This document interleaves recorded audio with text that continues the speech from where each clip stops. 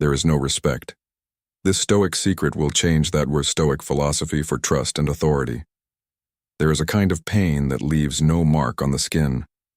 It does not announce itself loudly. It settles quietly, like dust, in the spaces between conversations, in the moment someone talks over you as if your words were background noise, in the meeting where your idea is ignored and then applauded when someone else says it, in the family dinner where you speak and no one really listens. You feel it. You have always felt it. And the worst part is that you cannot name it without sounding weak. The absence of respect. Not the dramatic, cinematic disrespect of a villain spitting insults. The subtle kind. The kind that makes you question whether you are truly seen by the people around you, whether your presence matters, whether, if you disappeared from a room, anyone would notice the silence you left behind. You have tried to fix it. You worked harder. You became more agreeable. You explained yourself more carefully. You achieved more, dressed better, spoke more confidently at the wrong moments. And still, something felt off. Still, certain people treated you as though you were optional, as though your authority, your very presence, was something they could simply choose to acknowledge or not, depending on their mood. What if none of those efforts were aimed at the right target? What if the reason respect has been so elusive is not because others are blind, but because something in you has been quietly broadcasting a signal you were never meant to send? The Stoics, those austere, unflinching thinkers who built their philosophy in the dust of the ancient world, understood something about respect that most people in the modern age have entirely forgotten. They understood that authority is not a social contract. It is not given to you because of your job title, your social circle, or your track record of accomplishments. It is not borrowed from the admiration of others. It is not performed into existence. It is built. Slowly, invisibly, from the inside out. It is built in the moments no one is watching. It is built in the choices you make when comfort would have been easier. It is built in the discipline of your silence, the consistency of your word, the composure you maintain when the world gives you every reason to lose it. Marcus Aurelius was one of the most powerful men who ever lived, and he spent his nights alone, writing to himself about self-mastery and virtue. Not to be seen doing it, but because he knew that the moment a man stops holding himself to account, the erosion begins. Seneca warned anyone who would listen that the hunger for external validation is a trap, a quicksand that pulls you deeper the more you struggle against it.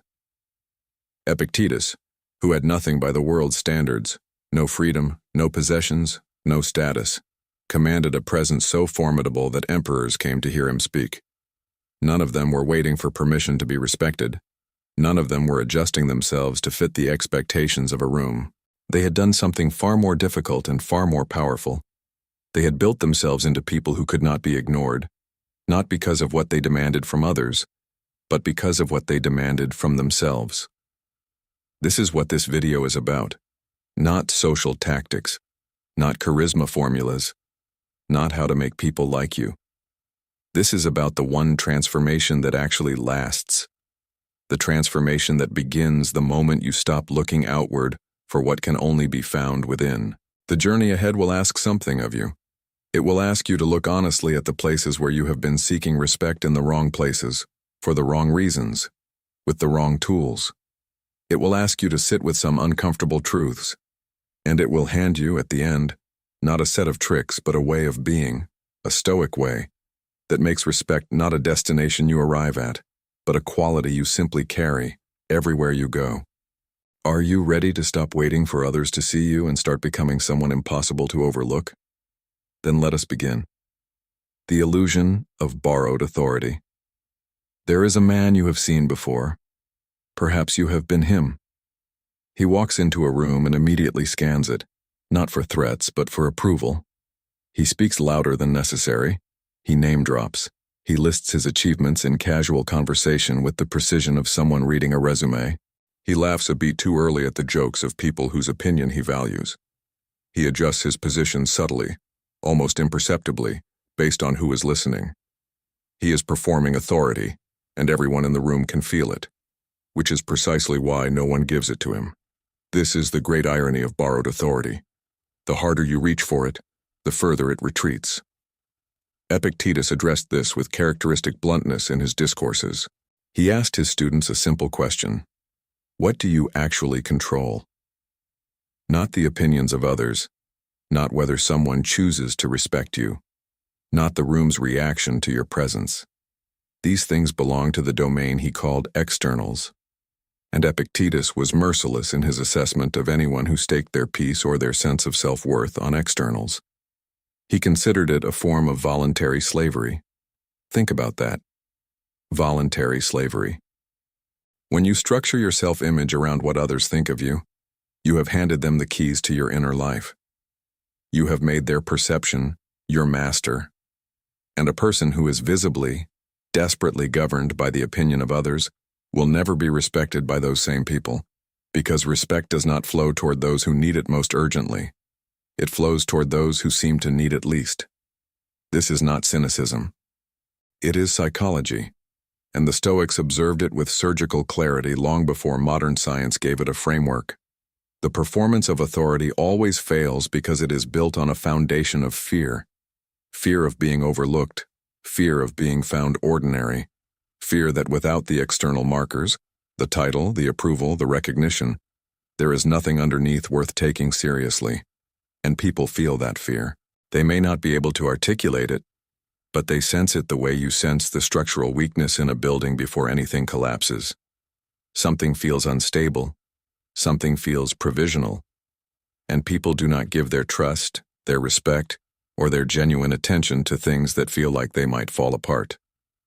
Seneca wrote in his letters to Lucilius that a person who is constantly seeking the applause of the crowd has already confessed their poverty to the crowd. Not financial poverty, spiritual poverty. The poverty of a self that cannot stand on its own without the scaffolding of external validation. The solution is not to pretend you do not care what others think. That is its own kind of performance, and equally transparent.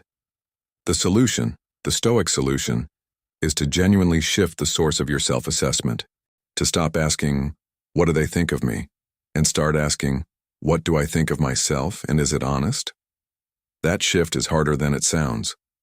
Most people have spent years, sometimes decades, building their sense of self out of reflected images, what their parents said they were, what their colleagues confirmed, what their failures seemed to prove. Dismantling that structure is not comfortable work, but it is the only work that produces real authority. Because real authority, the kind that makes people fall quiet when you speak, the kind that draws trust without demanding it, the kind that makes your presence felt before you have said a single word, that authority is not borrowed from anyone, it is generated from within. It is the natural byproduct of a person who knows who they are, holds themselves to a standard they actually believe in, and no longer requires external confirmation to feel solid. That is the person in the room everyone watches, not the one performing, the one who has nothing to prove. The Stoic Mirror. There is something no one tells you about the way people perceive you. It is uncomfortable, but it is one of the most useful truths the Stoics ever identified, and once you see it, you cannot unsee it. The people around you are not reading your words as carefully as you think. They are not analyzing your arguments, your credentials, or your logic. They are reading something else entirely, something you broadcast without ever intending to, something that operates entirely beneath the level of conscious communication. They are reading your self-image. This is what Marcus Aurelius was pointing at in the Meditations, Book 4, Paragraph 3, when he wrote that a man's life is dyed the color of his imagination. He was not speaking metaphorically about daydreams. He was describing something precise and observable, that the inner story a person tells about themselves saturates everything they do, every word they choose, every pause before they speak, every way they hold their body, every glance they cast or avoid. The world around you does not see you as you are. It sees you as you see yourself, filtered through the lens of your actions and your presence. This means that the person who secretly believes they are not quite worthy of being taken seriously will produce that belief in the minds of others, not through any single dramatic failure, but through 1,000 small signals. A slight hesitation before asserting a position, a tendency to qualify every statement until it means almost nothing, an apologetic tone used in situations that require none, a habit of explaining oneself far beyond what the situation demands. None of these things individually are catastrophic. Together they compose a portrait, and the portrait says, "I am not entirely sure I should be here," and the room agrees. Epictetus, in the Discourses, Book 1, Chapter 2, made an argument that sounds almost harsh until you understand what is at stake. He said that the educated person, the truly Stoic person, does not blame others for their difficulties, does not blame circumstances, and eventually does not even blame themselves in a corrosive way. They simply observe, correct, and proceed.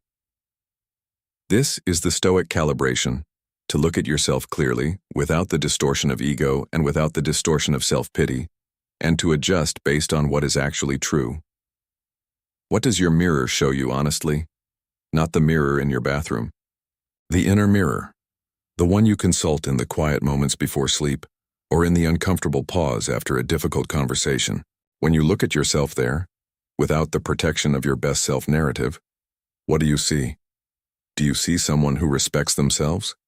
Not someone who demands respect, but someone who genuinely, quietly holds themselves in esteem?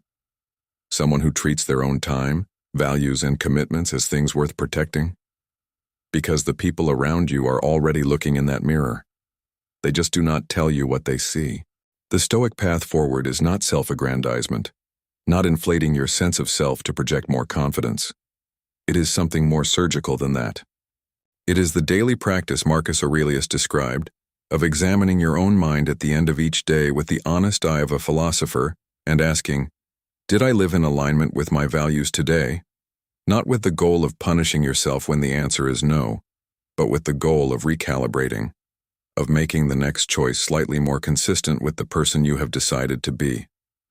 Over time, that daily discipline changes the mirror, and when the mirror changes, the room changes with it, because the signal you are broadcasting has shifted.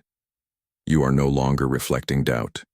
You are reflecting someone who has looked at themselves honestly and decided to stand firm. That is a signal that others cannot fake and cannot ignore. The discipline of silence. Consider a room full of people who all want to be heard. Everyone is speaking. Everyone is explaining, defending, clarifying, adding. The volume rises. The conversations multiply. And somewhere in that room, almost always, there is one person who says very little, who listens with full attention, who does not rush to fill the silences, who speaks only when they have something that changes the direction of the conversation. And almost always, when that person finally speaks, the room quiets, not because of what they say, but because of how they have been heard before they said it. Silence is a currency, and like all currencies, it is worth more when it is scarce. Seneca understood this in a way that still feels radical in the age of constant broadcasting. In his letters to Lucilius, Letter 1, he warned against the dissipation of time, and the dissipation of speech is closely related. Every word you spend without purpose is a withdrawal from an account you may not realize you are depleting.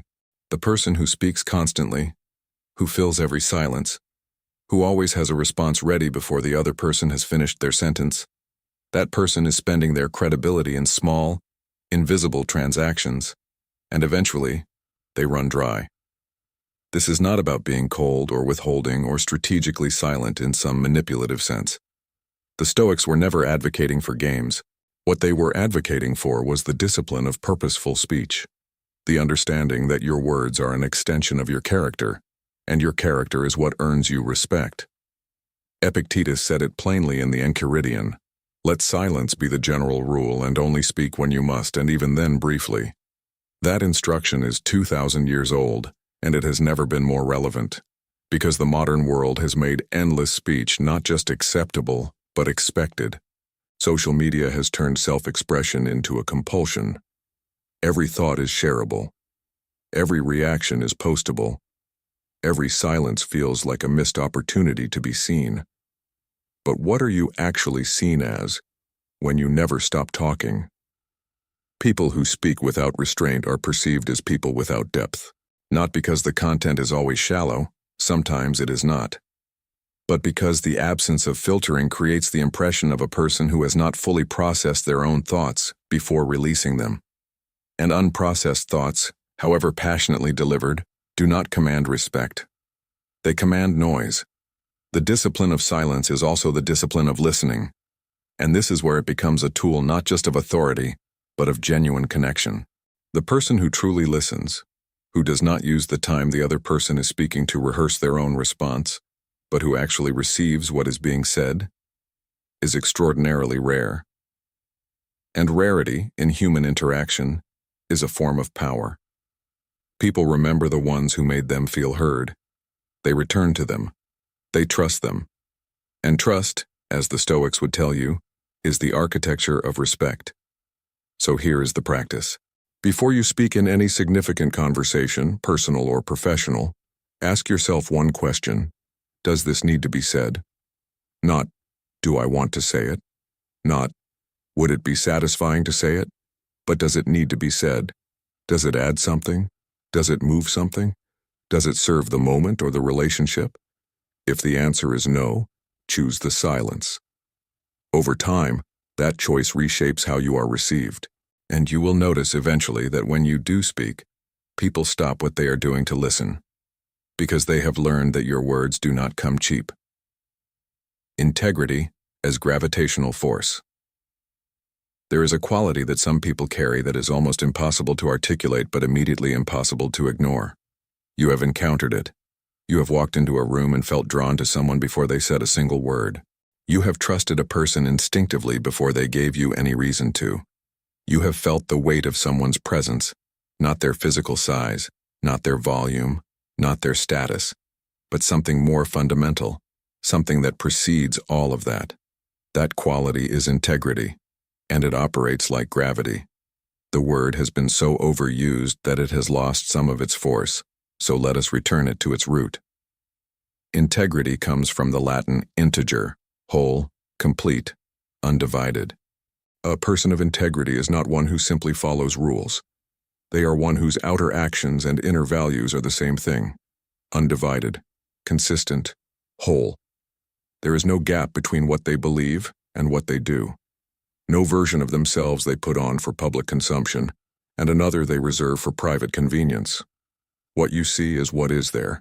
This is what Marcus Aurelius wrote about obsessively in the Meditations. Book 3, paragraph 16. If it is not right, do not do it. If it is not true, do not say it. This is not a guideline for the obviously unethical. It is a standard for every small decision, every daily interaction, every minor temptation to cut a corner that no one would notice. Marcus was emperor of Rome. He could have done almost anything and called it necessity. He wrote these words not for an audience, and the Meditations were never meant to be published. He wrote them as a continuous act of self-command, a reminder that the standard must not slip just because the stakes appear low. Because here is what integrity as a gravitational force actually means in practice. Every time you do what you said you would do, especially when it is inconvenient, you add weight to your presence. Every time you hold to your values when it would be easier to compromise them, you add weight. Every time you refuse to say something you do not believe just to smooth over a difficult conversation, you add weight. It accumulates. Not visibly, not dramatically.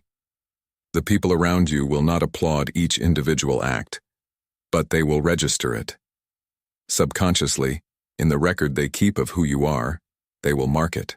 And conversely, every time you betray your stated values, even in a small thing, even in a way that no one seems to notice, you subtract from that weight. A cancellation without explanation, a promise quietly abandoned, a position abandoned too easily under social pressure. None of these are catastrophic individually. Together, they create a pattern. And the pattern says, this person is negotiable. A negotiable person does not command respect. They command management. The Stoics held virtue as the only unconditional good, not because virtue made life easy, but because it was the only thing that made a person genuinely themselves. Everything else, wealth, status, the opinions of others, could be taken away.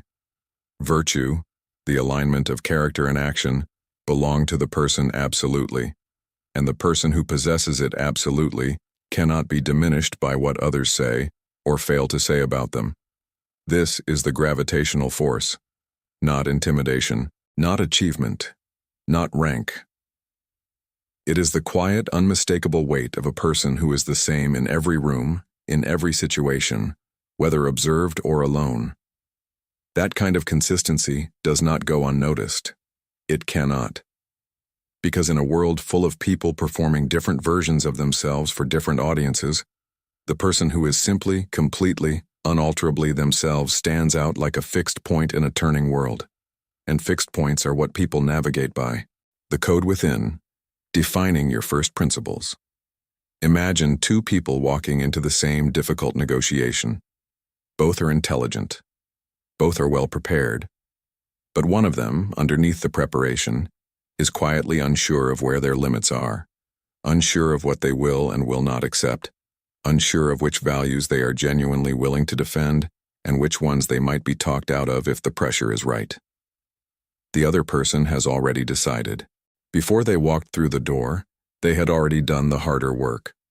They had defined clearly and without ambiguity what they stand for and what they do not. You do not need to watch the negotiation for long to know which one commands more respect. The Stoics called this the discipline of desire, but more broadly it is the discipline of definition. Knowing your first principles, the non-negotiable internal code that precedes every situation you encounter, so that you are never caught in the uncomfortable position of improvising your values under pressure. Because a person who improvises their values is a person who can be read, influenced, and ultimately dismissed. Marcus Aurelius returned to this idea repeatedly in the Meditations. He did not simply record his philosophical musings, he was reinforcing his own code. Book 5, paragraph 8 reads like a man reminding himself, firmly, of what he has already decided about himself. He was the most powerful man in the world, surrounded by people who wanted things from him, who would tell him what he wanted to hear, who would subtly reshape his perceptions to serve their own interests. Against all of that, he maintained a clear internal document, his principles, that he returned to when the world tried to pull him in every direction at once. What is your document? Not the one you could write in an interview when asked about your values. Not the polished, socially acceptable list of virtues that sounds good out loud. The real one. The one that determines how you actually behave when your comfort is threatened, when your reputation is at stake, when the right thing and the easy thing are clearly different. What do you actually stand for in those moments? If you cannot answer that question quickly and clearly, you are operating without a foundation. And without a foundation, every interaction is a test you are taking without preparation. And people around you can feel the wobble. They can feel the uncertainty of a person who has not yet decided what they are. Epictetus was relentless on this point. He taught that freedom, real freedom, inner freedom, comes not from being able to do whatever you want, but from having a clear understanding of what you value and why. A person with a clear code is not controlled by circumstance. They apply their code to circumstance. And that application, consistent and unhesitating, is read by others as conviction. Conviction, at the level of character, is magnetic. It is not arrogance. Arrogance is conviction in your superiority. This is something quieter and more powerful. Conviction in your direction. Knowing where you are going, what you will sacrifice to get there, and what you absolutely will not sacrifice under any condition. That knowledge changes everything about how you move through the world. It changes how you respond to challenges. It changes how you receive criticism. It changes how you sit in a room, how you begin a conversation, how you react, or choose not to react, when someone tests your limits. Define your code. Not once, not in an abstract journal entry. Define it in the daily practice of asking yourself before any significant decision, is this consistent with who I have decided to be? And if the answer is no, have the discipline to act accordingly, even when the room disagrees. That discipline is the beginning of an authority that no one can argue with, because it does not require their agreement to exist. Emotional sovereignty. There is a moment that most people recognize, even if they would rather not. The moment when something is said, a dismissal, a condescension, a slight that lands with surprising precision, and before any conscious decision is made, the reaction is already happening. The chest tightens, the voice changes, the face reveals what the mind is trying to hide. The words that come out are not the measured words of someone in command of themselves. They are the words of someone who has just been successfully provoked, and the person who provoked you just won. Not because you lost an argument, not because you were factually wrong, but because you showed something more revealing than any argument could. You showed that they have access to you, that with the right trigger they can reach inside and take the wheel. And the moment someone knows they have that access, your authority over that relationship is fundamentally compromised. The Stoics identified this as the central battlefield of human life. Not the external struggles, wars, careers, social conflicts, but the internal one. The war between your rational faculty and your immediate emotional reactions. Epictetus described it in the Enchiridion as the distinction between what is up to us and what is not. The way someone speaks to you is not up to you. The event that provoked your reaction is not up to you. But the reaction itself, that belongs to you entirely, and that ownership is either exercised or surrendered moment by moment. He called the gap between stimulus and response the space of freedom. Most people live as though that gap does not exist, as though stimulus and response are one fluid motion, like a reflex. The Stoic practice is to discover that gap, then slowly, through repeated effort, to widen it. To create in the moment of provocation a deliberate pause, not a pause of suppression. The Stoics were not advocating for the dangerous bottling of emotion. They were advocating for the practice of reason before action. The pause asks, what is actually happening here? Is this worth my equilibrium? What response would the person I am trying to become choose in this moment? And then, and this is the part that requires genuine discipline, it chooses that response. Not the satisfying one, not the reactive one, the considered one. What happens over time to a person who practices this? They become, in the perception of others, almost inexplicably calm, not cold, calm. There is a difference that people feel immediately. Cold is absence. Calm is presence.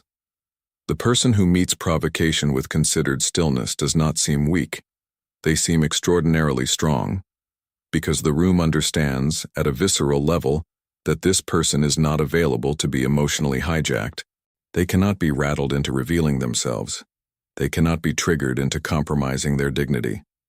And that makes them genuinely difficult to dismiss. Marcus Aurelius wrote in the Meditations, Book 6, Paragraph 2, "You have power over your mind, not outside events. Realize this and you will find strength." This is not a platitude. It is a precise operational instruction. The strength it refers to is the strength of a person who has removed the most common lever that others use to undermine them, the lever of emotional reactivity. Remove that lever, not by pretending you feel nothing. That is not Stoic, that is avoidance. But by committing every day to the practice of the pause, by catching yourself in the moment before the reaction solidifies, by asking, with genuine curiosity rather than judgment, what your emotional response is telling you about your assumptions and your vulnerabilities. By responding, always responding, never merely reacting, in a way that reflects the person you have chosen to be. Emotional sovereignty is not a destination, it is a daily practice. And every time you choose the considered response over the reactive one, you reinforce something in yourself and something in the perception of those around you. This is a person who cannot be destabilized. This is a person worth respecting. The architecture of your word. Think of every promise you have ever made and not kept. Not the dramatic ones, the broken vows, the catastrophic betrayals that everyone remembers. Think of the small ones. The reply you said you would send and forgot. The plan you agreed to and canceled at the last moment with an excuse that felt valid to you and hollow to the other person. The commitment you made in a generous mood and quietly abandoned when the mood passed. The time you said, "I will," when you meant, "I might," if it is still convenient. Now think about how many of those small things you absorbed from one single person. What did it do to how you trust them? Respect is built on trust, and trust is built on consistency. Not the grand consistency of occasional heroism, but the ordinary consistency of keeping your word in the small, unremarkable, unwitnessed interactions that make up the vast majority of any relationship. This is what the Stoics meant when they spoke of the alignment between logos, reason, intention, and praxis, action, practice. A person whose stated intentions and actual actions are reliably the same is a person whose word has architectural value. Their commitments load bear. You can stand on them. A person whose word does not load bear may still be liked. They may even be enjoyed. But they will not be deeply respected, and they will not be genuinely trusted. And without genuine trust, no amount of social charm or impressive credentials produces the kind of authority that endures. Seneca addressed this in Letters to Lucilius, Letter 34. He wrote about the man who says much and does little as someone who spreads himself thin, who spends his credibility faster than he accumulates it. He was not describing a dishonest man. He was describing an inconsistent one, and he considered the difference almost irrelevant, because the damage to trust is equivalent. The Stoic standard here is not perfection. Marcus Aurelius failed. Seneca failed. Epictetus failed. They were philosophers, not mythological beings, and the Stoic philosophy was built precisely for people who struggle, who fall short, who face the distance between their ideals and their actual performance. The standard is not perfection. The standard is seriousness. Seriousness about the weight of your word. The practice of not committing lightly, of under-promising when you are uncertain, of following up when you have fallen short, not with theatrical guilt, but with honest acknowledgement and course correction. Because the repair matters.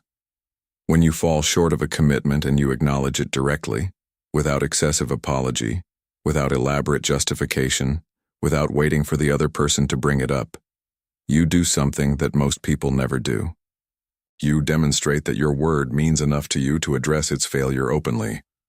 And paradoxically, that demonstration often builds more trust than an unbroken record would have, because it shows that your commitments are not casual. They are serious. What is the architecture of your word right now? If you make a list of the commitments you have made in the last month, to others, to yourself, and honestly assess how many you honored, what percentage do you see? And more importantly, what do the people around you see even if they never say it? This is not about guilt. It is about awareness. Awareness is the beginning of change, and change in this area, the slow, unglamorous daily work of doing what you said you would do, produces one of the most reliable and lasting forms of respect that a human being can earn. Not admiration, not applause, respect. The deep, quiet kind that makes people want to have you in their corner when things get difficult. Start there, with the next promise you make. Make it small enough to keep. Then keep it. Then do it again, suffering without performance. There is a type of person who, when they are going through something difficult, needs you to know. Not because they are asking for help, they rarely ask directly, but because the suffering must be witnessed. It must be commented on, acknowledged, validated, tracked. The sleeplessness must be mentioned. The pressure must be referenced, even when it is not relevant to the conversation at hand. The struggle must find its way into every interaction, like a persistent undercurrent, until the room is organized around their pain. You know this person. You may have been this person. And here is the uncomfortable truth. No matter how genuine their suffering, no matter how real the difficulty they are enduring, the performance of it, the broadcasting of it, the recruitment of witnesses, erodes the respect others have for them. Not because people are cruel, not because suffering is shameful, but because there is an ancient and instinctive human respect for composure under pressure. for the person who carries their weight without making everyone else carry it too. The Stoics elevated this into a philosophical principle. They called it the discipline of bearing what must be borne, not with theatrical stoicism, not with the aggressive performance of someone who wants to be seen not complaining, but with genuine, quiet composure. The composure of a person who has made peace with the fact that difficulty is not a deviation from life, but a feature of it.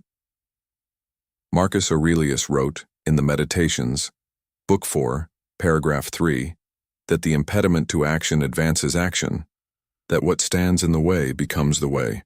He was writing during a period of plague, military crisis, and personal loss. He was not writing from comfort. He was writing from the center of genuine difficulty, and the writing itself reflects not performance but practice. The sustained effort to remain rational, purposeful, and grounded when every external condition argued against it. Seneca, in his essay on Providence, went further.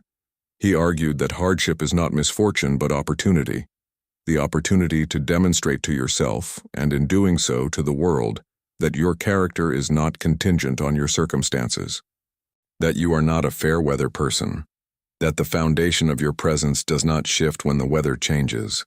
This is the silence of strength. Not silence about your struggles to everyone.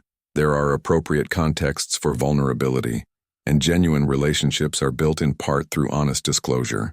The distinction the Stoics are drawing is between disclosure to someone who can actually help or who genuinely cares, and performance for an audience that you are using as a mirror.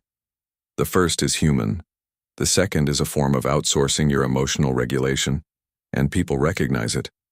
What does it look like in practice to suffer without performance? It looks like showing up to your work with full attention, even on the days when your personal life is a wreck. It looks like completing what you committed to even when you are tired. It looks like not making your difficulty someone else's problem unless you are genuinely asking them to engage with it. It looks like the person at the table who is clearly carrying something, who does not speak about it, who does not need the room to accommodate them, and who simply, unfailingly, does what needs to be done. That person does not need to announce their strength. It announces itself in the cumulative evidence of their reliability, their composure, their refusal to let difficulty become an excuse. Over time, that evidence becomes a reputation. And a reputation for handling hard things with grace is one of the rarest and most respected things one human being can observe in another. Carry your weight, not because no one cares, but because the carrying itself is what builds the foundation others will one day trust to stand on. The Paradox of Detachment. There's a conversation no one tells you about. The one that happens in the minds of the people around you, constantly, beneath the surface of every interaction. It is not about what you say. It is about what you need. And the thing that most reliably determines whether you are respected or merely managed is this: how much do you appear to need from them? Need is the most honest thing a person broadcasts, and it is almost never consciously broadcast at all. It seeps through. It shows in the slight tension that enters your voice when someone does not respond as expected, in the way your energy shifts when approval is withheld, in the extra effort you make to fill silences that other people are entirely comfortable in the explanations you offer that were never requested, in the reassurance you seek in the form of questions that are really statements waiting for agreement. People feel needed on, and while genuine care is welcome, being needed on for validation is exhausting, and it quietly rearranges the power dynamic of any relationship in a direction you do not want. Here is the paradox that the Stoics spent considerable energy pointing toward. The moment you genuinely stop needing approval, approval begins to arrive. It is counterintuitive enough to require examination. Why would detachment attract what desperate pursuit could not? Epictetus provides the framework. In the Discourses, Book 3, Chapter 24, he wrote about the philosopher who, having internalized the distinction between what is and is not in their control, no longer lives in a state of want regarding externals. He is not cold. He is complete.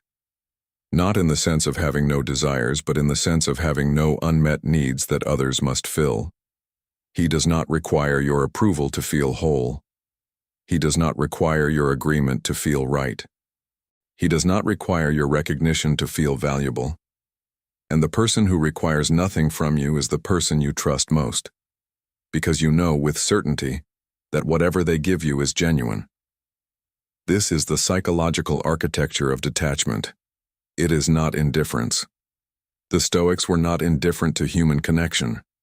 Seneca's letters are among the most warmly personal writings in all of ancient philosophy.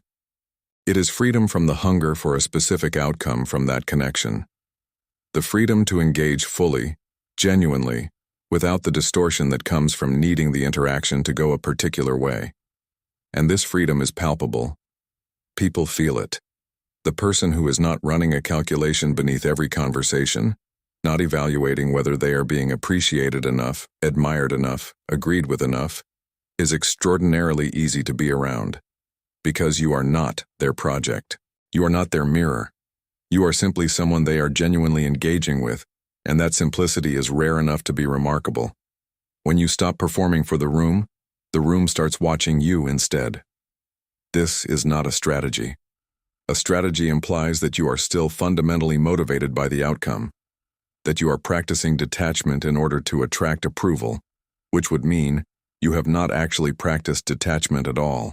It is instead a fundamental reorientation of where you locate your sense of self, away from the mirror of external opinion and toward the more reliable measure of your own values and actions. Do the work because it matters. Hold your position because it is right. Show up because you have decided that is who you are. Do all of it without tracking the audience's response, and then watch, without attachment to the observation, what the absence of that tracking does to the way the room turns toward you. The need for approval is invisible to us, but visible to everyone else. Its absence is equally visible, and its absence is one of the most commanding things another person can witness. The courage to be unpopular. There is a test that most people fail silently, repeatedly, without ever acknowledging it as a test. It happens in meetings where the consensus is moving in a direction that is clearly wrong, but you say nothing because the social cost of dissent feels higher than the cost of silence. It happens in conversations where someone says something you know to be false, and you nod along because correction would create friction. It happens in personal relationships where a boundary should be drawn, and you do not draw it because you are not certain the relationship will survive it. This is the test of moral courage, and your score on it, accumulated over years, is the primary determinant of whether you are genuinely respected or merely well-liked. There is a critical distinction here that people collapse into each other. Being liked and being respected are not the same thing. They often overlap, but they are produced by different qualities. Likability comes from agreeability, from making others comfortable, from being pleasant to be around, from mirroring back to people what they want to see. Respect comes from something harder. It comes from being the person in the room who can be trusted to tell you what is true, even when it is inconvenient. Who will not adjust their position based on the room's temperature, whose yes means yes, and whose no means no, regardless of the social pressure applied. Marcus Aurelius returned to this distinction relentlessly. In the Meditations, Book 3, paragraph 16, he wrote, "Do what nature demands. Set about it immediately if possible, and do not look around to see whether people will know about it." The instruction is not about secrecy. It is about independence, the freedom to act on principle without requiring the validation of an audience. To do the right thing because it is right, not because you will be credited for it. And by extension, to maintain the right position because it is correct, not because others have agreed to let you. Seneca was more direct. In his essay on the firmness of the wise person, he argued that the person of genuine character is not moved by reproach, not by the disapproval of crowds, not by the social discomfort of holding an unpopular view. This is not arrogance. The Stoic is always open to genuine argument, to new evidence, to the honest correction of an error. What the Stoic is not open to is changing their position because the room is uncomfortable.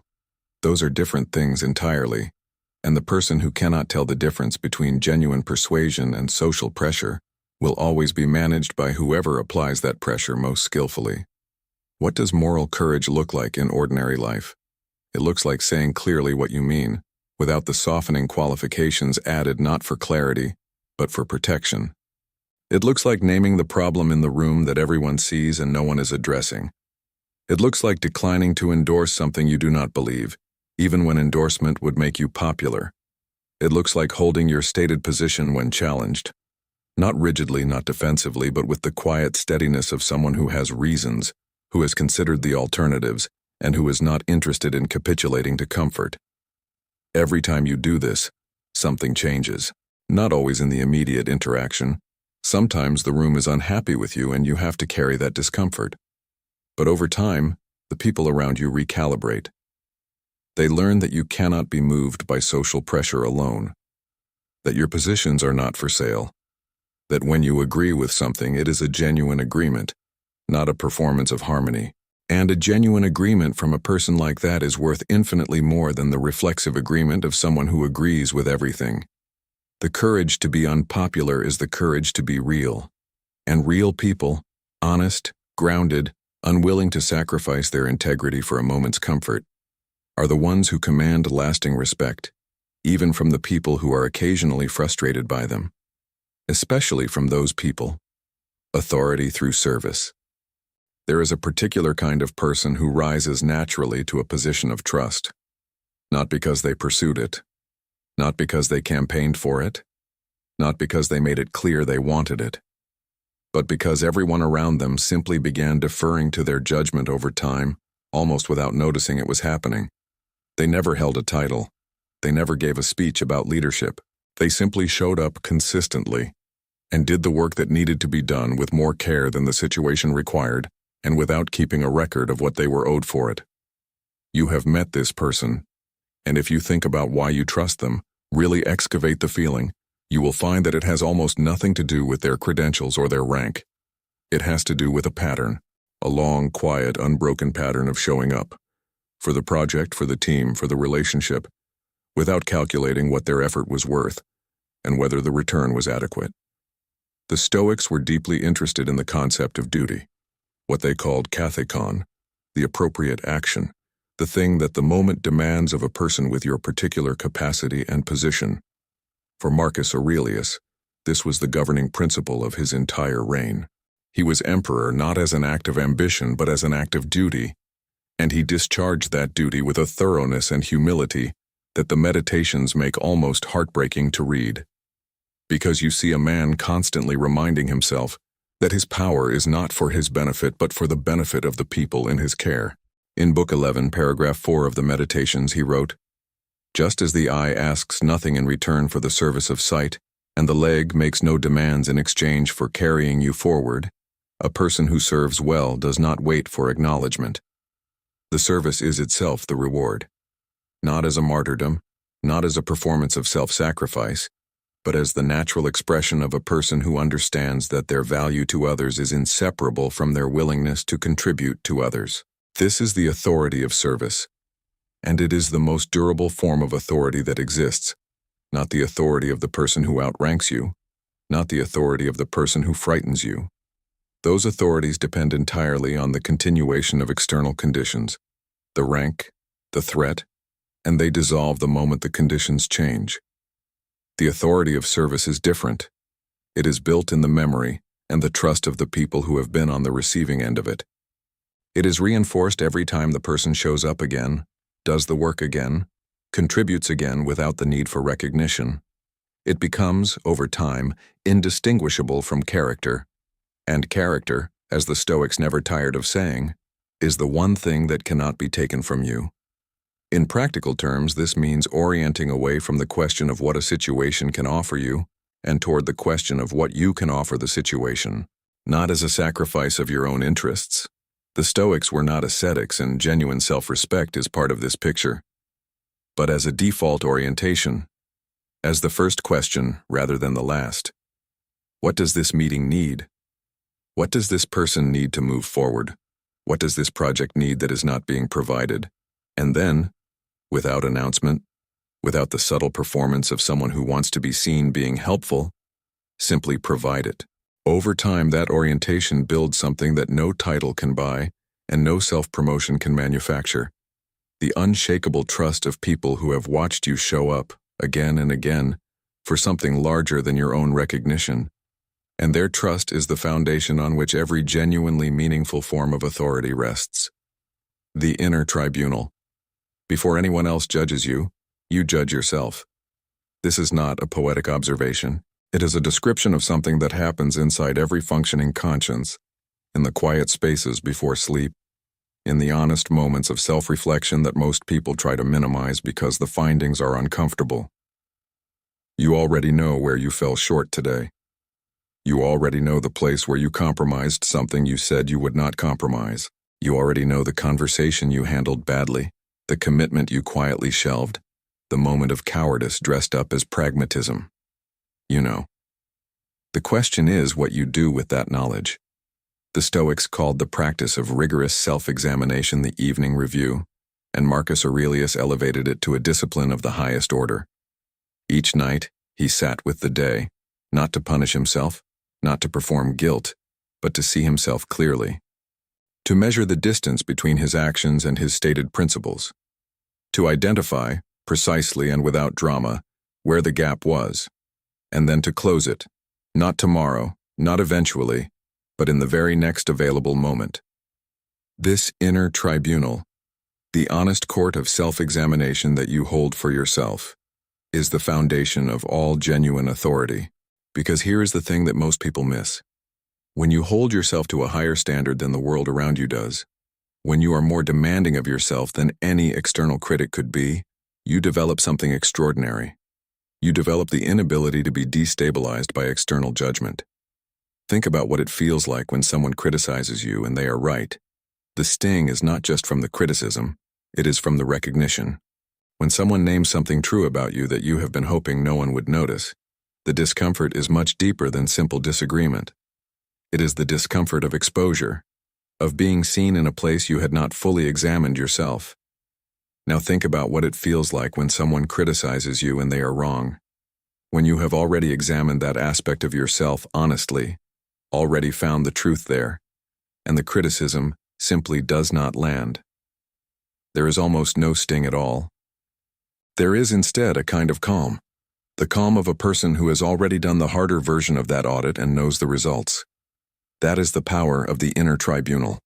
It removes the weapon that external judgment uses most effectively against you. When you are rigorously honest with yourself, public criticism loses most of its leverage. The critic cannot tell you anything more devastating than what your own court has already delivered, and your court delivered it without the cruelty, without the audience, without the ulterior motives, and you survived it. You corrected and continued. Epictetus, in the Discourses, Book 2, Chapter 1, described the person who has mastered this as someone who cannot be shaken by the opinions of others, because they are no longer dependent on those opinions for the information about who they are. They already know who they are, with a precision and honesty that no external judgment can match. This self-knowledge is not arrogance, it is the opposite. Arrogance is the refusal to examine yourself. This is the willingness to examine yourself without flinching. The discipline is this: sit with the day, every day, not for hours, for minutes. Ask the honest questions. Where was I true to my values? Where was I not? What will I do differently? Not as a ritual of self-punishment, but as the regular maintenance of the most important instrument you possess, your own character. And when others judge you, and fairly or unfairly, receive it through the filter of someone who has already been through this process. Take what is true, discard what is not, and proceed without the theater of either excessive guilt or defensive indignation. Simply adjust. Simply continue. That is what it looks like to carry your own tribunal inside you. That is what it looks like when a person's sense of self is not a political position that must be defended from every angle, but a living standard that is continuously refined. And when people encounter that quality, the quality of someone who is genuinely more interested in being honest about themselves than in being perceived well by others, they recognize it for what it is. They call it integrity. They call it wisdom. They call it quietly, without always being able to say why, respect. Become someone worth respecting. Everything in this video has been pointing toward one moment. Not the moment when someone finally acknowledges you. Not the moment when you receive the recognition you have been waiting for. Not the moment when the room shifts and people begin treating you differently. This moment, right now. The Stoics were not interested in philosophy as a spectator sport. They were not collecting ideas for the pleasure of knowing them. Every insight Marcus Aurelius committed to the Meditations, every letter Seneca wrote, every argument Epictetus made from his small house in Nicopolis, all of it was aimed at the same target, the next choice, the one that is coming, the one that will arrive before the day is over, probably before the hour is over, in the form of a situation that will ask you who you are, who will you be, not in the heroic, cinematic sense, not in the moments of grand stakes and public witness, in the ordinary moment, the one where you can take the easy path and no one would know, where you can abandon the commitment and construct a perfectly reasonable justification, where you can react instead of respond, perform instead of be, borrow instead of build, where you can wait again for someone else to finally see your value before you decide to fully claim it. The respect you have been seeking from others is available to you right now, not from them, from yourself. Because everything that creates real authority, the discipline of silence, the architecture of your word, the composure under pressure, the courage to be unpopular, the integrity that does not bend for convenience, the service that does not calculate its return, the self-examination that does not flinch, all of it begins in a single, private, repeatable act of decision. The decision to be the person you have been describing in your best self-concept, not only when it is easy and witnessed, but especially when it is hard and no one is watching. Seneca wrote, in Letters to Lucilius, Letter 11, "Associate with those who are likely to improve you." But the deepest reading of that instruction is this: become someone who would improve themselves. Become your own best association. Hold yourself to the standard you have been wishing others could see in you. Stop waiting for external conditions to authorize your self-respect. Marcus Aurelius walked through his final years as emperor carrying weight that would have broken most people. War, plague, betrayal, grief. And he kept writing, not for posterity, for himself. One line, repeated in different forms across book after book of the Meditations, carries the entire weight of Stoic wisdom about respect. Do your duty, not the duty assigned to you by rank. The duty you owe to your own highest nature, the duty of being fully yourself consistently in every condition the world presents. That is the Stoic secret. Not a technique, not a framework you apply to other people to make them treat you better. A way of living that makes you, over time, someone who is simply, inevitably, impossible not to respect. Because the life you are building is visibly, undeniably, constructed from the inside out. You do not have to announce this decision. You do not have to tell anyone you are making it. You do not need their agreement, your encouragement, or their recognition to begin. The work is quiet. The evidence will be loud. Start with the next choice. Hold it to the standard. Then the one after that. Respect is not given to those who wait for it. It is built, one choice at a time, by the person who finally decided to stop waiting. That person is you, and it begins now.